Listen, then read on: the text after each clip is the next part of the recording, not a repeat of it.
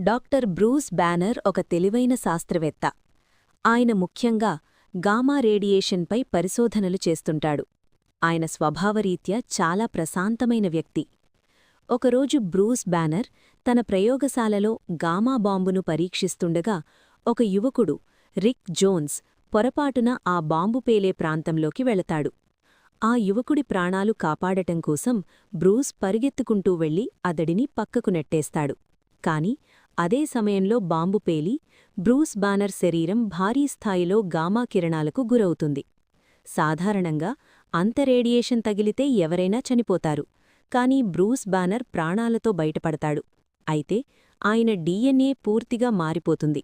అప్పటినుండి బ్రూస్ బ్యానర్కు కోపం వచ్చినా, భయం వేసినా లేదా ఒత్తిడికి గురైనా ఆయన శరీరం అదుపు తప్పుతుంది. ఆయన చర్మం పచ్చరంగులోకి మారుతుంది. ఆయన శరీరం భారీగా పెరిగి బట్టలు చిరిగిపోతాయి. అపరిమితమైన శక్తి కలిగిన హల్క్గా రూపాంతరం చెందుతాడు. హల్క్ మారినప్పుడు బ్రూస్ బ్యానర్ తన తెలివితేటలను కోల్పోతాడు. హల్కుకు కేవలం కోపంతో మాత్రమే పనిచేస్తాడు. హల్కుకు ఎంత కోపం వస్తే అతనికి అంత శక్తి పెరుగుతుంది.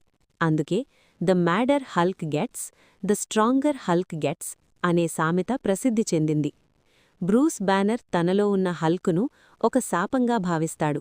ఎందుకంటే హల్క్ అదుపు తప్పితే భారీ విధ్వంసం జరుగుతుంది.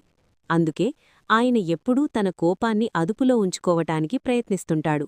అయినప్పటికీ ప్రపంచానికి ప్రమాదం వాటిల్లినప్పుడు అవెంజర్స్ బృందంతో కలిసి హల్క్ ఒక గొప్ప